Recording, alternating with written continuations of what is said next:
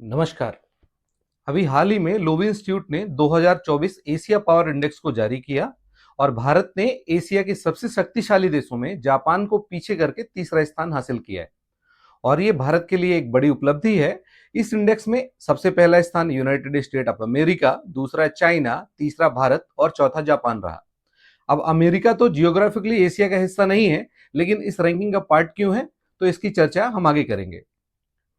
अब ये Loewi institute के बारे में आपको बताते चले। लोवी इंस्टीट्यूट ऑस्ट्रेलिया में सिडनी बेस्ड एक स्वतंत्र थिंक टैंक है जो अंतरराष्ट्रीय नीति और वैश्विक मामलों में विशेष रूप से इंडो पैसिफिक रीजन पर शोध करके अपनी रिपोर्ट देता है, जिसकी रिपोर्ट वर्ल्ड वाइड मान होती है और महत्वपूर्ण वैश्विक मुद्दों पर इनकी रिपोर्ट इनसाइट प्रदान करती है। तो एशिया पावर इंडेक्स आखिर है क्या? लोवी इंस्टीट्यूट द्वारा हर साल जारी किए जाने वाला यह रिपोर्ट एशिया के 27 देशों की ताकत को 8 प्रमुख क्षेत्रों में आंकता है। आर्थिक संसाधन, सैन्य क्षमता, कूटनीतिक प्रभाव, आर्थिक संबंध, लचीलापन, भौगोलिक क्षमता, सांस्कृतिक और सॉफ्ट पावर, रक्षा नेटवर्क। 2024 में भारत ने जापान को पीछे छोड़कर तीसरा स्थान हासिल किया है। इससे पहले जापान लगातार तीसरे स्थान पर था। भारत ने 39.1 अंक प्राप्त किए, जो पिछले साल की तुलना में 2.7 अंकों की बढ़ोतरी है। इसका मतलब है कि भारत एशिया में एक उभरती हुई महाशक्ति के रूप में उभर रहा है। फ्यूचर रिसोर्स मेजर में भारत ने अच्छा प्रदर्शन किया और केवल संयुक्त राज्य अमेरिका और चीन को पीछे छोड़कर तीसरे स्थान पर है। इसके विपरीत भारत का सबसे कम रैंक वाला माप आर्थिक संबंध है, जो क्षेत्रीय आर्थिक एकीकरण एजेंडे से बाहर रहने वाले देशों का परिणाम है। आर्थिक संबंधों और रक्षा नेटवर्क दोनों के लिए एक स्थान गिरकर क्रमशः 10वें और 9वें स्थान पर आ गया। तो क्या भारत को अब एक सुपर पावर कहा जा सकता है? इसका उत्तर है नहीं, क्योंकि सुपर पावर के लिए स्कोर चाहिए मोर देन 70, जबकि इंडिया का स्कोर है 39.1। तो इस लिस्ट के हिसाब से दो सुपर पावर है, US with 81.7 and China with 72.7। Bharat की इस कामयाबी के पीछे कई वजहें हैं, जिनमें से कुछ खास हैं। पिछले कुछ सालों में भारत की अर्थव्यवस्था लगातार बढ़ी है। इसे दुनिया की सबसे तेजी से बढ़ती हुई अर्थव्यवस्थाओं में गिना जा रहा है। डिजिटलाइजेशन, मैन्युफैक्चरिंग हब बनने की क्षमता और वैश्विक निवेश ने इसमें बड़ा योगदान दिया है। भारत ने अपने सैन्य बजट में भी भारी बढ़ोतरी की है। सैन्य आधुनिकीकरण, नौसेना के विस्तार और वायुसेना की मजबूती ने भारत को एशिया में एक मजबूत रक्षा शक्ति के रूप में स्थापित किया है। भारत की नौसेना अब इंडो पैसिफिक रीजन में एक महत्वपूर्ण भूमिका निभा रही है। कूटनीतिक क्षेत्र में भारत ने अपनी उपस्थिति को कई बहुपक्षीय मंचों पर मजबूत किया है, जैसे क्वाड, G20 और ब्रिक्स।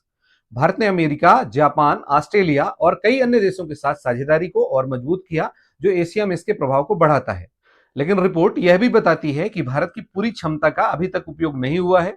इसे पावर गैप कहा जा रहा है। इसका मतलब यह है कि भारत के पास जितनी शक्ति और संसाधन है, उनका असर अभी पूरी तरह से दिखाई नहीं दे रहा है, खासकर मलक्का स्टेट के बाद पूर्वी एशियाई क्षेत्रों में।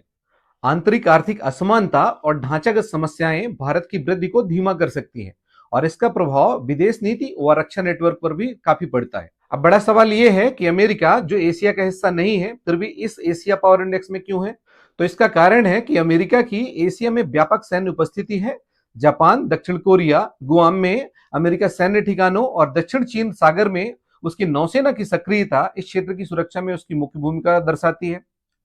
अमेरिका एशिया के कई देशों के लिए एक महत्वपूर्ण व्यापारिक साझेदार है। तकनीकी और औद्योगिक क्षेत्र में उसका बड़ा योगदान है। इसके अलावा अमेरिकी कंपनियों का इस क्षेत्र में बड़ा प्रभाव है।